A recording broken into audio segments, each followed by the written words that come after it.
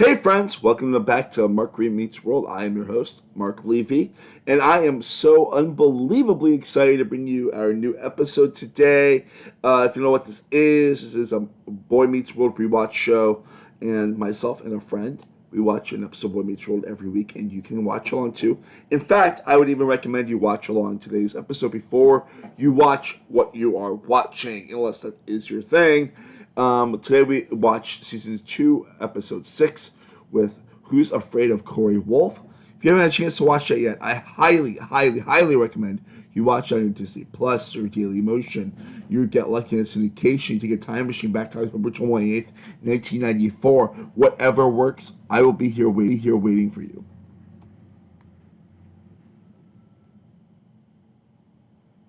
Cool.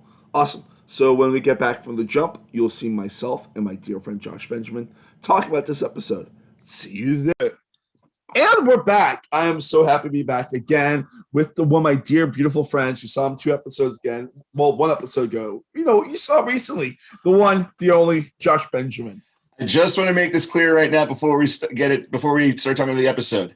Alan Matthews, not Roger. Alan Matthews. I am not making the same mistake again.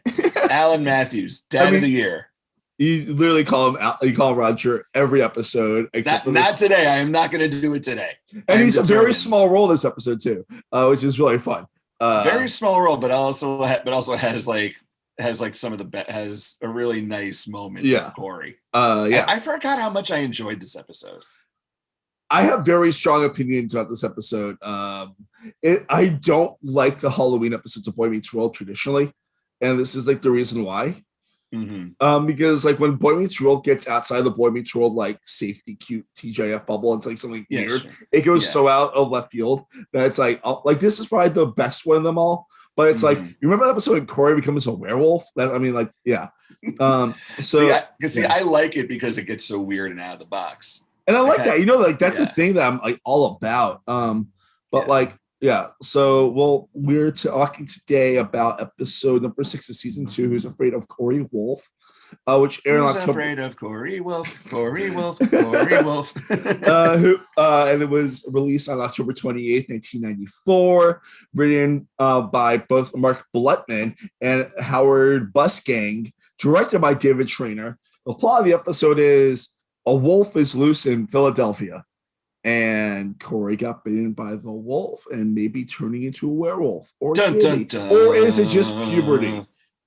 Maybe both. I don't know. Puberty sucks sometimes. I am part wolf. That's just yeah. I do love how this episode starts. I love like the style of this episode of it's an interesting episode because the whole episode is like during a rainstorm at like 8:45 p.m. on Halloween. Right. And like it was a rainstorm and Cory was writing with a quill and he was like, "Dear diary, if you read this, I have changed into something worse." And just Amy's face when she comes in, it's like, "Hey, what did you do to my duster?" Oh my God. Then Cory just does the wolf out, and then she looks at him like, I don't want to know. I'm just gonna leave. Yeah, like she's just like, okay, my kids. My Cory's having a moment again. Cory's being Cory. Another week gone, same old Cory. Yeah. And then immediately, literally the best costume I've ever seen in the whole show. Oh my God. I completely forgot about that. I watched this episode a little over a year ago, like for the first time in a while, and I forgot about I completely forgot about this. So Sean walks in. Here's how much I forgot this episode and forgot this part. I thought that was Eric walking in dressed as Cory first.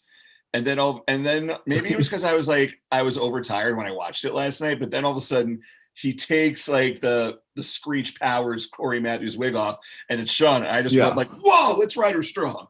Well, what's really great is like it's such a great costume because he's wearing exactly what Cory is wearing at that moment. Yeah. Which is so funny. Hats off to the writers, Mark and Howard. Howard, yeah. Yeah, Mark and Howard, 2 nice Jewish boys.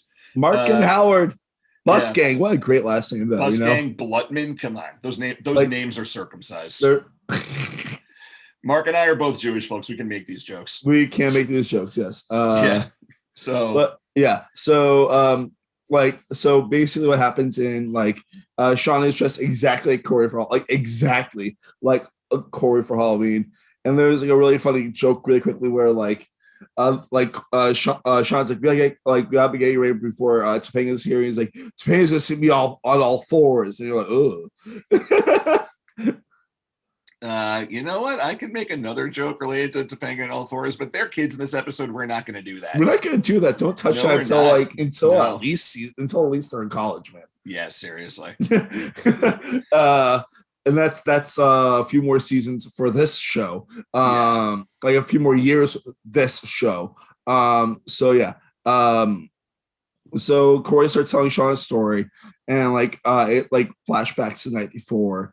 And Cory is taking out the trash, and Feeney's like, "Hey," well, Feeney's bringing in his trash.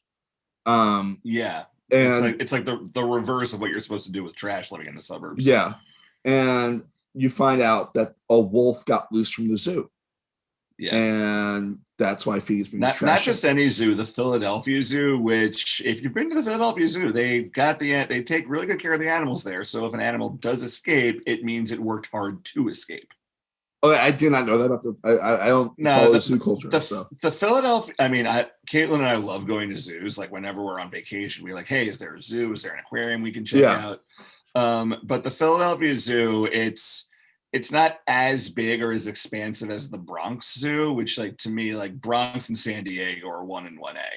But Philadelphia, they're pretty close. They do a really good job there of making sure that it's not just a place to see the animals, but also to learn about them and also make sure the animals are well taken care of.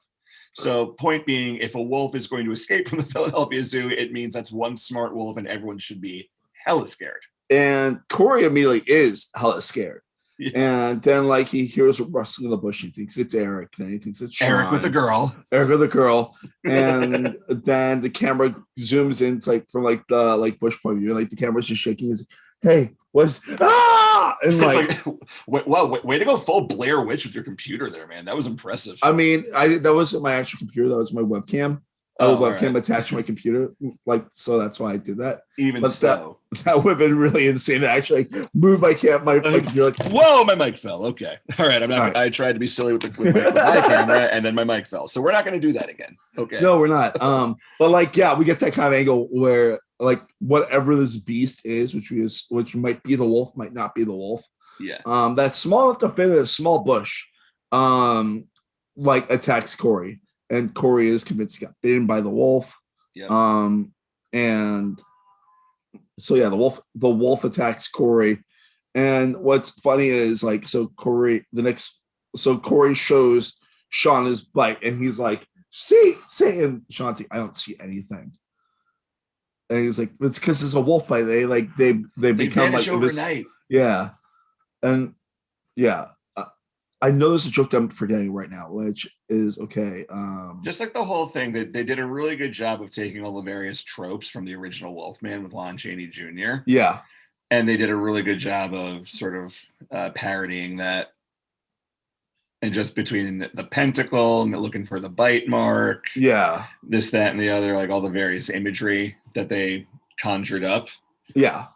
It's clear that, okay, this wasn't just let's not write a Boy Meets World Halloween episode. Let's actually look at some old horror stories and use some of those classic tropes so that we can use them, but also not scare the kids. Yes. Because it's a very, very silly episode. And then the next thing we see is Cory's you have no idea how bad it was this morning. I woke up fully as the wolf, and it cuts back to the morning, and Eric is outside in the bathroom, and Cory's I'm gonna come out, I'm gonna show you I'm very, very different. I'm covered in hair, and you realize that it's probably just puberty hair. Yeah, which when it first shows up can be a little jarring. When did your puberty hair first start showing up? Oh man, I got it early, because one thing I'm realizing right now, because Cory and the gang in this episode, they're 8th grade. They're in they're in 7th. They're in junior high still, right? No, they're in high school, but they're in 7th. Oh, that's right. Yeah. Okay. Yeah. Because I was an early bloomer. I think I remember my first noticing something 5th grade. Yeah, I noticed peach fuzz on my face at 4th grade. I didn't start getting facial hair proper until maybe 8th or 9th grade. Yeah, I remember like my legs were really, really hairy really quick. Like my fifth and sixth grade, my legs were like bushes, which they aren't as hairy anymore, which is funny, but you know, that's how that is. Yeah, I'm checking my leg hair now. But yeah, so Cory is a little bit scared. And there's a really funny joke here. Actually, she was like, "One day bitten, he is really Chia boy." And then he's like, "Well, maybe we're bitten by the werewolf." And this is like when like it starts like snowballing that Cory might be a werewolf to Cory. And it also features Eric just being, you know, the classic douchey older brother who's like, okay, I know for a fact that what exactly is going on, but because he's my little brother, it's kind of the law. I have to mess with him about it. Yeah. And Eric, he just fully leans into it, and it's like, oh, you could be turning into a werewolf. And then there's a lightning crackle, and like it's just like all this. The soundscape of this episode is actually amazing. It's like their own version of Frau Blucher from Young Frankenstein. Yes. Yeah. There's also like a very, very funny thing involving that type of stuff very soon that we'll get to in a moment. But yeah. And I read on IMDb a lot of information about what's coming up there. But so Cory goes downstairs. Amy tells Cory to grab his lunch, and he's like, "No, I'll kill something at school." And like before this gets mentioned in the episode, I wrote down the note. I'm like, "Why is there so many fucking soda cans on the table?" Yeah, but it gets mentioned very quickly, but yeah. Yeah, but I remember looking at that and I'm going, wait, how much caffeine does Alan Matthews need if he's pulling like that many hours at the grocery store? Literally, he has a 24 pack, like a case of soda, but like on like definitely 6. Yeah, you can tell he's probably has full pallets of the soda back in his garage. Yeah, for the reason because we see about 70 cans of soda in this episode. Totally, yeah. And I started noticing them like because there's like some smaller ones, like not just ones I mentioned, but yeah.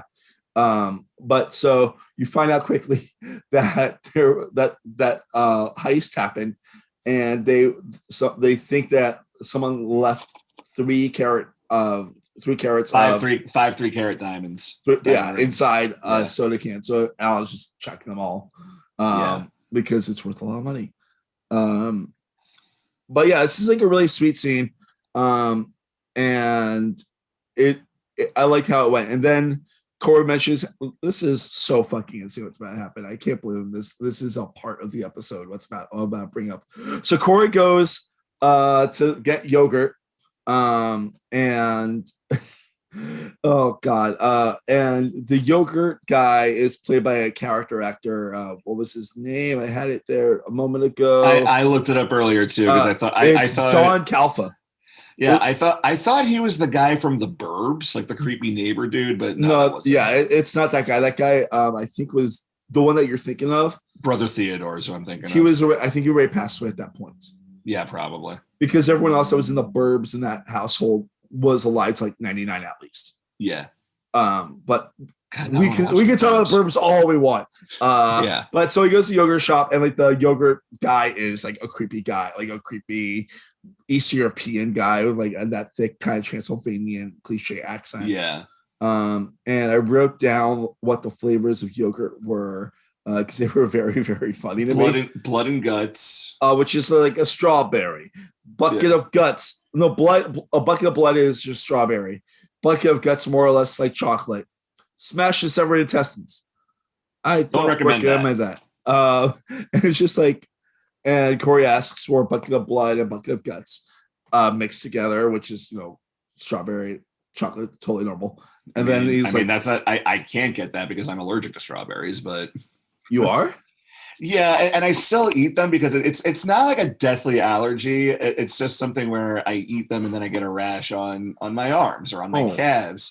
And then I mentioned this to my mom when like she had a fruit plate, there's some strawberries. She goes, "Here, have some fruit." I go, "I can't. I'm allergic." She goes, "Oh yeah, like when I turned 30, I also got allergic to strawberries."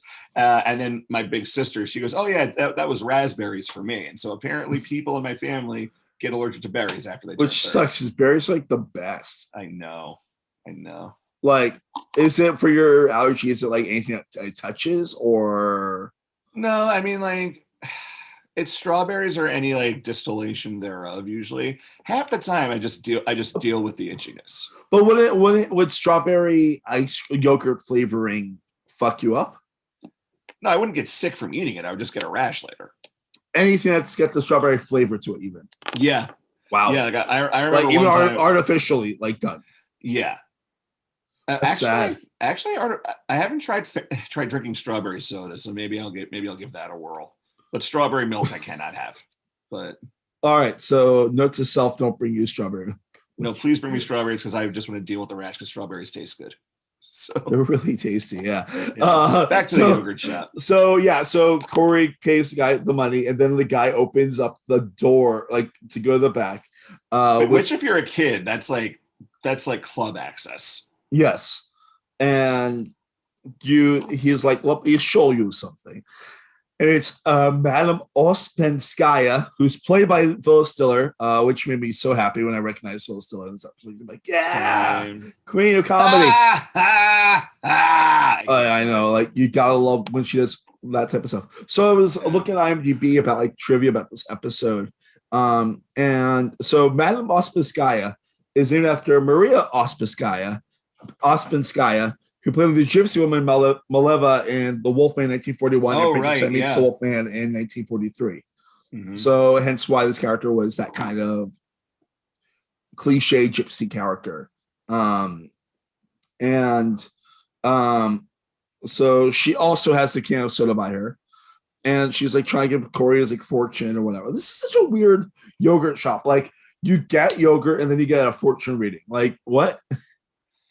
I mean, oddly enough, I can actually relate to this because at Caitlin's birth center, where she was going for all of her pre- and postnatal appointments for Riley, it's at this building near Columbus Circle where, you walk through, there's a little lobby, you sign in, elevator, and like literally like adjacent to the lobby as you're walking in, there's like a psychic spot. So where people go to get their palms read.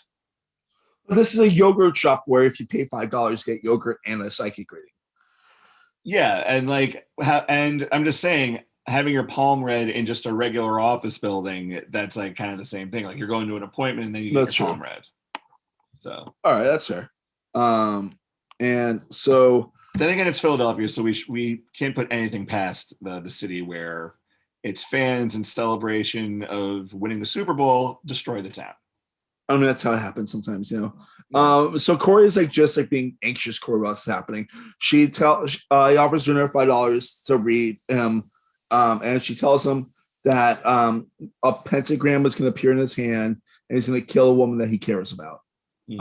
And beware like the full moon at 9 p.m. that night. Yeah, per USA Today. Yeah, and he like freaks out, and she's like, "You're also running 30 minutes late for class, and also your underwear is running out your tuchus." And he's like, "Oh my god, she knows everything," which is so great. I love that type of stuff.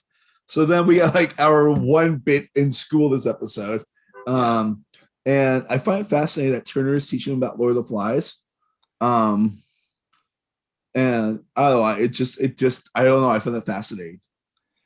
Yeah, just because like. Well, no, because if in context of looking at Cory possibly turning into a werewolf, you look at Lord of the Flies, where it's a bunch of upper middle class kids stuck on an island who have been raised right, for lack of a better word.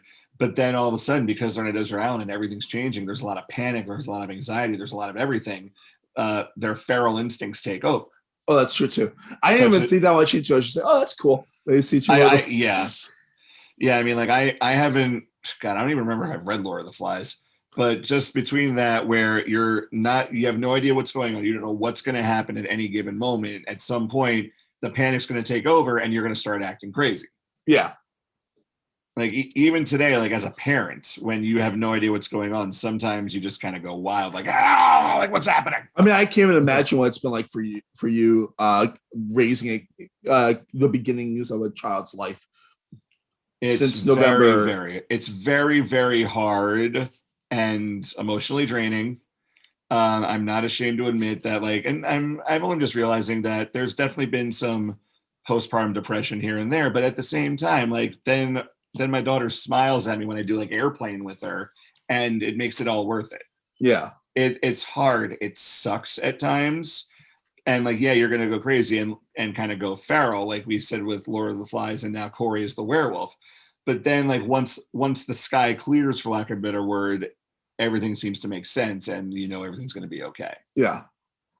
Yeah, I mean, like, it just, for those that don't realize this, like Josh and his awesome wife, Caitlin, they literally went through everything in the last year with like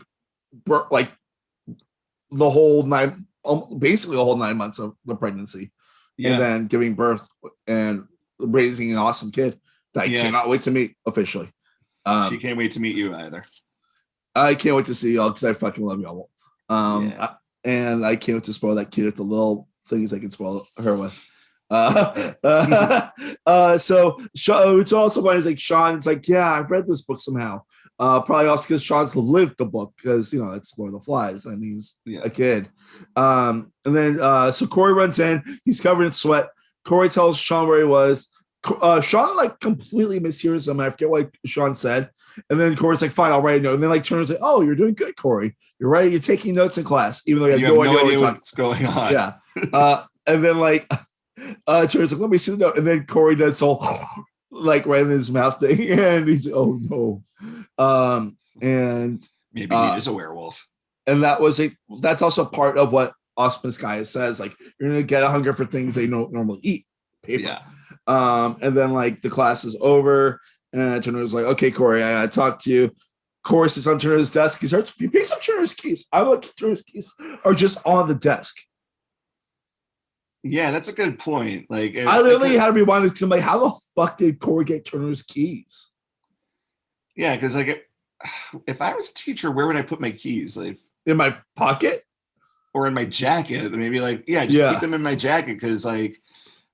No, I'm speaking about me right here. I've had enough random shit fall out of my pockets at movie theaters. I've lost 2 wallets at movie theaters only to go back and they'd be like, yeah, here it is. Just because they fell out of my pocket. Yeah. And it's just so annoying. It's insane. Like, so like Cory randomly picks up Turner's keys, and he like he's like anxious, so he like squeezes like the keychain hard. And you find out that Turner went to the Pentagon last summer, and like it moves away. You see the Pentagon like on his hand. He's like, oh no. And then you hear Austin Sky be like, you have a pentagram on your hand. He's like, Pentagon? Maybe. And he's like, pentagram, but same difference. Same difference. Who cares? And so he's like fucking going crazy at this point. And then he runs out of the classroom, and Topanga's there. And she's like, hey, Cory, you okay? And he's like, I don't know. Like, touch my nose. Am I okay? And she's like, oh, listen, if you need anything, let you know, like, I'm gonna let you know I care about you. And then Austin Sky, his voice is like, you will kill someone that you care about. He's like, don't care about me. Oh, poor Cory. All these changes in his body, he has no idea how to process it. It's too bad. It's too bad Netflix and/or Big Mouth weren't a thing back in the 90s, because he would have saved himself so much anxiety. Yeah. So then we go back to like the frame part of the story where it's all like 8:55 ish, and Cory tells Sean that he has to kill Topanga, and this is my favorite moment of the whole episode. It's about to happen right now. Eric walks in. Cory, dinner's ready. You can't quite see what Cory's dinner is until like Eric gets right between them, and you realize it's like it looks like a tray. Yeah, and like the way he's holding it, and then you realize it's a dog bowl with dog food and dog. I don't remember the Matthews family having a dog. Not one that's seen, at least. Yeah. Yeah. And Cory gets on all fours and starts eating the food. Hats off to Ben Savage, too, because they've, and for someone who grew up in the shadow of a very famous older brother who was also on a very popular and very good TV show. Yeah. So like to do pretty much the exact opposite and be just as beloved, if not more. I mean, that's just a testament to how strong a performer he is. And how I think it's got to do also with generational love too, because I feel like Boy Meets World is more millennial versus Gen X. Yeah. For Wonder, because like I know Wonder Years, I definitely watched when it was on TV, but that stopped when we were like 93. Yeah. 93. So like, so I've been 7 still then, and you would me too. No. Because I didn't watch Wonder Years proper until it was on Nick at Night, and then when Netflix had it for a while, I binged it there. Yeah, I mean, it's a great show. Don't get me wrong, but it's like that Yeah. thing of like it wasn't our generation really, because Right. since considering we were early, since we're early millennials, our generation is Boy Meets World. Yep. Boy Meets World, Full House, Sister, Yeah. like the whole TJF crew. Yeah, Dinosaur for those 3 seasons it was on. Rewatch. I'm gonna watch it Disney Plus. I know it's there, and I'm tempted to watch it. Like, prepare yourself for the finale. Oh, I know. I remember the finale. The finale is dark.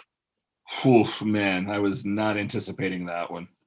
When you were a kid and watching it live, and you realized. See, I didn't see the finale proper until I was an adult. I think I was in college, and even then, it was like, ugh, because I love the whole episodes of leading up to their death. Like that's the whole episode is. Yeah, like I loved like dinosaurs growing up. Like I had like a bunch of plastic toys. I had a bunch of dinosaur books. Yeah. And I still love dinosaurs to this day. And then like watching this show where it's like, hey, the dinosaurs are going to die and Earl Sinclair is responsible. Aww. And then when the baby's just like, what's going to happen to us? Oh God, it's so dark. Okay. I can't wait for Josh's rewatch of dinosaurs. Yeah, that's not going to happen. Let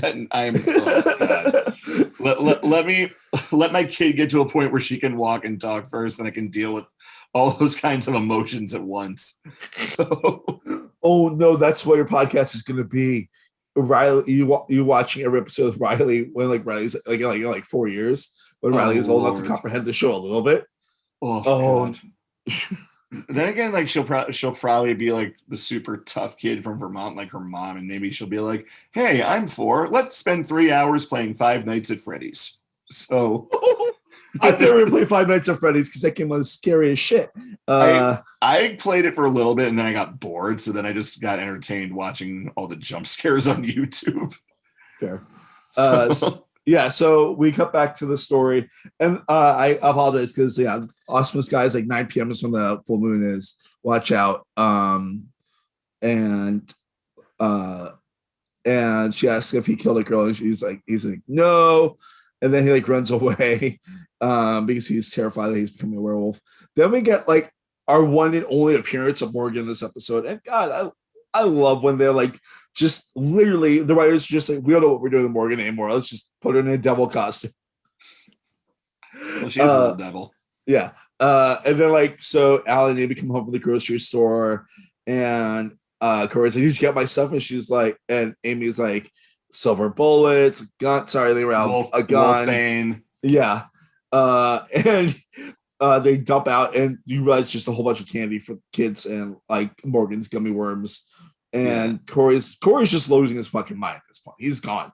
He's a goner at this point. Well, look, because puberty's scary. Yeah. I'm still scared of it. And I'm 35 years old. I'm almost 30. I'm 35 in like 2 weeks. I'm super scared of it because in about 10-ish years, I'm going to have a teenage daughter. So, yeah, puberty's going to be real for me.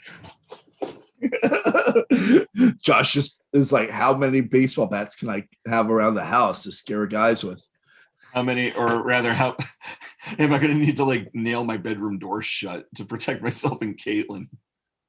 Well, you have to worry about that in like 2023-ish. Yeah, Riley's gonna be great. We're puberty, yeah, it'll be tough, but we'll get through it. Because she's. You're doing it right now. You got this. Yes, sir. Josh is like, I'm not showing my arms. It's just bite marks everywhere. So none of them have vanished. Oh no, Josh is just a human toy. So Alan's like, you know what? I'm gonna talk to Cory about all this. And like Cory is just like trying to like, he finds a silver picture frame. And he's like, can we melt this as a bullets and you can just throw it at me or whatever, Dad? And Alan's like, have you ever heard of Raging Hormones? And Cory's like, is that a ride? And Alan, at this point, you could see how Eric is in fact his son, because Alan's also like, okay, well, you're not acting like this, and I'm not gonna mess with you. Like, I'm your dad. Yeah. I have to bust your chops a little bit. Yeah. And he does it the right way too. Where it's like, ever hear of Raging Hormones? And he's like, okay, like I know what's going on. I'm just gonna let my son have his emotions right now, and then we're gonna talk, and everything's gonna be okay. Yeah. And then like so Corey goes back up to his room and it cuts back to like the present of like 8:55-ish or whatever. And like the whole episode really takes place in like 10 minutes, honestly. Yeah. Like and Topanga arrives and she's dressed in like full on like Victorian like Dracula's bride garb, basically. Pretty much like lifted from Bram Stoker's Dracula. Yeah, like literally like as cliche. What came first, this episode or Interview with the Vampire? This probably by a few weeks, I imagine. I know they're both 1994. Let me look that up with the movie or the book. The movie with Cruise and Slater and everybody. The Interview with the Vampire movie came out November 11th, so this was 2 weeks before. Oh wow! The okay. day. Maybe they got some publicity stills from that too. But also, like, I mean, slightly Francis Ford Coppola's Bram Stoker's Dracula and all that stuff. Like, I mean, we all knew what like that look was, you know. Yeah. Very 90s horror chic. Yeah. I do love that Topanga's costume is she's a damsel, but not in distress. And 9:00 arrives and Corey tries to get her out and asks what she sees. And she's like, I see the same Corey I've known forever. And then like lightning crashes. And then I guess you get the first canonical kiss. Yeah. Yeah. And not their first kiss. Their first kiss was in season 1 in the first episode. But for season 1, they basically just threw out the window towards the end of season 1. No, but see, right now they're absolutely establishing Topanga is part of the group. Corey has lots of feelings for her. And we're gonna go full teenage boy with this. And it's like also like a very good, like it's a good kiss. Like it's an 8-second kiss, I'd say, and like it's a sweet kiss. Time it, yeah. I didn't time it, but like it's got the weight of a good kiss, you know. Yeah, and like they like really did a good job leading up to it. Yeah, and like it's got like also I love about this episode. I forgot to write down, but like there's so much cool dramatic lighting. In like they really did shoot story. This episode well, didn't they? Like the lighting is kind of low, so it kind of feels like a stage play, kind of. Yeah, and like you kind of see the think about that. Yeah. So it does a really good job of setting up the stakes of like this is very serious, you know. Like I'm going like this is like it feels right, like all the like everything that happens in the and yet they're establishing this very serious setting. But then, what's the one running joke throughout the episode? Oh, yeah, like just that's also over the top. Yeah, and that's how the episode proper ends. Like she, like, he goes the whole episode. Like he even says when he finished running the letter, Corey A.O. Matthews, and Sean's like, "What's A.O. stand for?" Oh, like, or like yeah. He doesn't more deadpan there. Yeah. And then we get to the credit scene, and we find out from Feeney that the werewolf never actually escaped from the zoo, and that people like to spread their own rumors. There wasn't a lot of Feeney in this episode, which I'm going to complain about it because I just you're a big Feeney stan. Yeah, I am a huge Mr. Feeney stan. I'm a huge Bill Daniels stan. Yeah, but at the same time, like he makes the most of his scenes, like. He's in 2 scenes, like that's it. And he make like the first three because he's in like he's in school for like 2 seconds. Yeah. But just like his first scene where he's like, as acting head of the Neighborhood Watch, I was like, yep, of course, Mr. Feeney would get overly official about being on Neighborhood Watch. Yeah. So yeah. Oh, sorry. Off topic, real fast. Like this crossed my mind. Now, going to school in New York City. You see your teachers out in public a lot. Like, for example, I can think of at least 2 or 3 teachers who took the same bus as I did to get to school, just like the city bus. And we kind of like would acknowledge each other, but we wouldn't like talk or have conversations. It'd be like, hey, like this is out of school, like we're fine. But the Matthews family and George Feeney, I don't want to say they're friends, but you can tell that as neighbors, they rely on each other to a certain extent. And I feel that like given the student educator dynamic, that's just something I'm not used to seeing, especially growing up in New York. Like I'm sure it's very similar elsewhere, but like for TV, I guess they amped it up.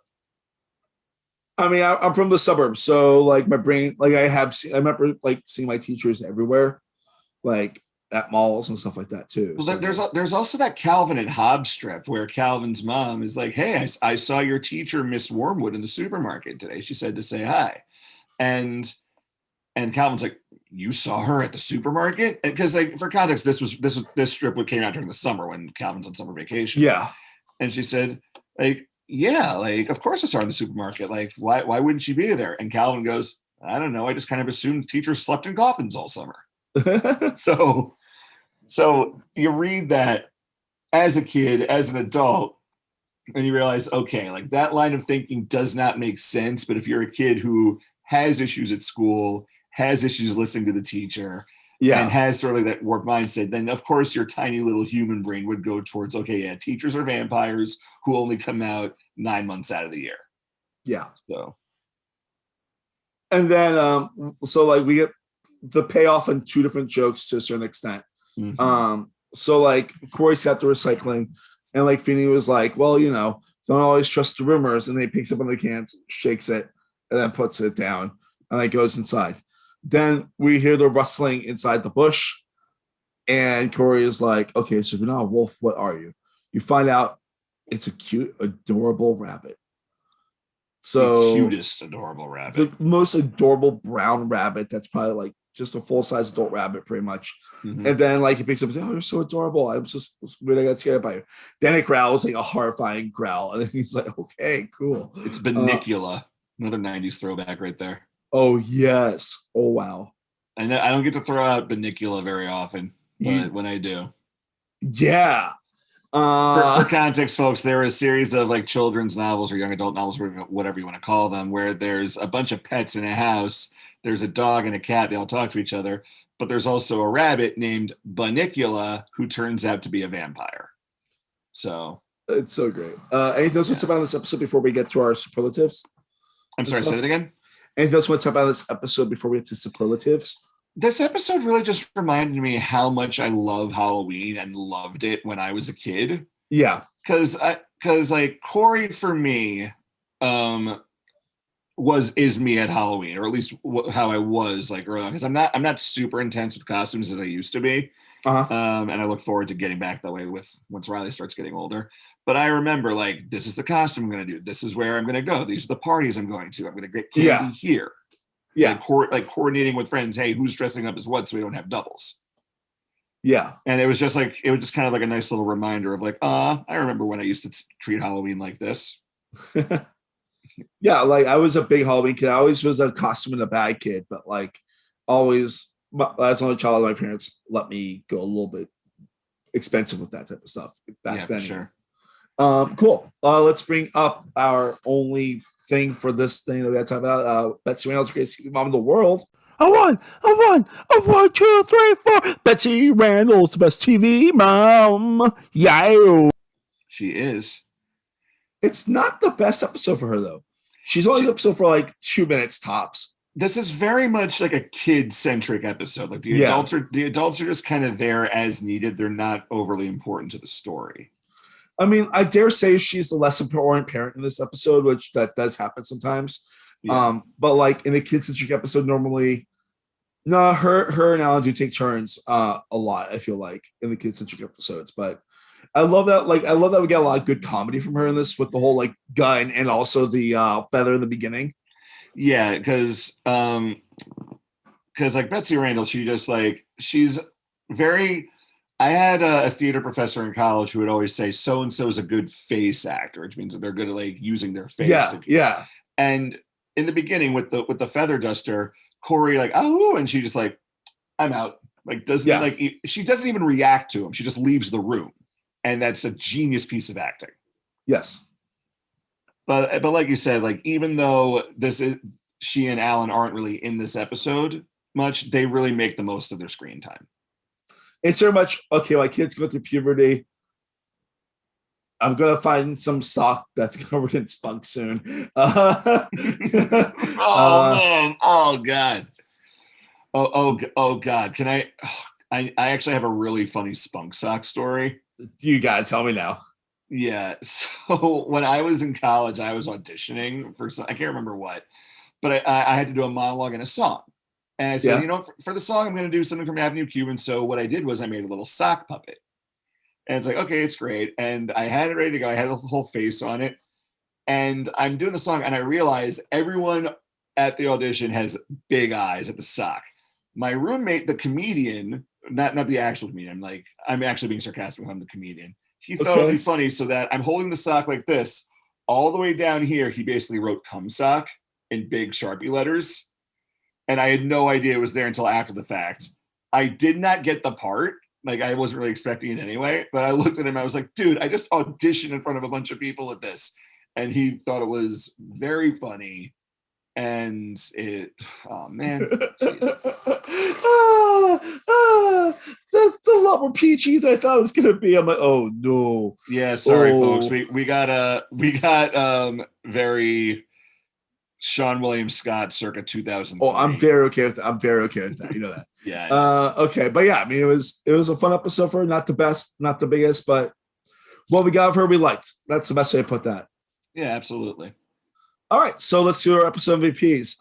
For me, I'm just gonna do it because I fucking love this character. I love who this person is. I'm giving it to Malamas Uspaskaya. Like if Phil Siller's in it, you have to give it to her, in my personal opinion. Came close to giving it to Ben Savage. I actually consider for Mr. Turner too, which is huge for me. But it's for me, what we get from Phyllis Diller is just great comedy gold. I almost gave it to Phyllis Diller. I'm gonna go the reverse. I'm giving my episode MVP to Ben Savage, just because he had to carry this episode by himself. You could tell how this was written. It required a great amount of timing. We're going to throw physical comedy in there as well, because Cory Matthews is a hyperactive teenager. Yeah. And he's going through puberty. He's already hyper, and then raging hormones on top of that. And I think that Ben Savage does a phenomenal job in this episode. He not only kills it, he murders it. Yeah. Which very fitting for a Halloween episode. Yes, you're right. Yeah, and I almost gave it to Sean just because he does a great job as the second banana, just kind of sitting there listening.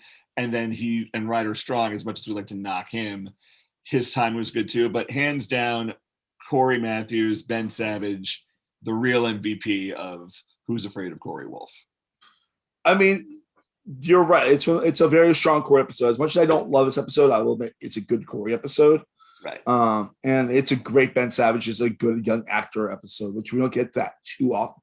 We get those often, but not as often as like where it's like watch this for 22 minutes, you realize this kid was a good actor from the start. Yeah, and he just did everything he had to do in this episode and nailed it. If he struggled, I certainly didn't notice. Like, I don't know how many takes he needed for each scene, but he did a great job, and I'm recognizing him for it. Yeah, great. Let's get to your plug, Joshua. Yeah, tell me your Twitter and anything. Oh yeah, you could follow me on Twitter at JoshBESNY if you like my Knicks and Yankees coverage. I'm not too active on there lately because it's mostly my off season. But you could also, if you like the sound of my voice, you can hear me on Yankees Mets Express with my co-hosts Selena Mean and Kiyoshi Atkins. You can find us on Spotify, Apple. We're taking this week off, but we'll be back next week and maybe do a proper spring training preview for all you baseball fans who also love Boy Meets World. So yeah, check us out. Nice, awesome. For me, at Mark Levy 85 is the Twitter. If you want to email the show, it's markremeetsworld@gmail.com. For me coming up, I've been doing a lot of Mark Talk recently, episodes on the day long games that have been in this community. Recently did an episode with Lip Sync Assassin, which is going to be awesome. Injury, and yesterday I just did Power and Safety. Tomorrow I will be having a special Mark Talk at, I believe, 8 p.m. with the rest of the Pyramid Scheme team, and look out for the cast announcement for Adventure Game Season 4, which if you are friends with me in real life, there are some of my real life friends that are playing this game. I'm very excited about that. Josh, thank you so much for being here as usual. Thanks for having me on again, buddy. Yeah, and I'll see you guys next time. So long, folks. Bye.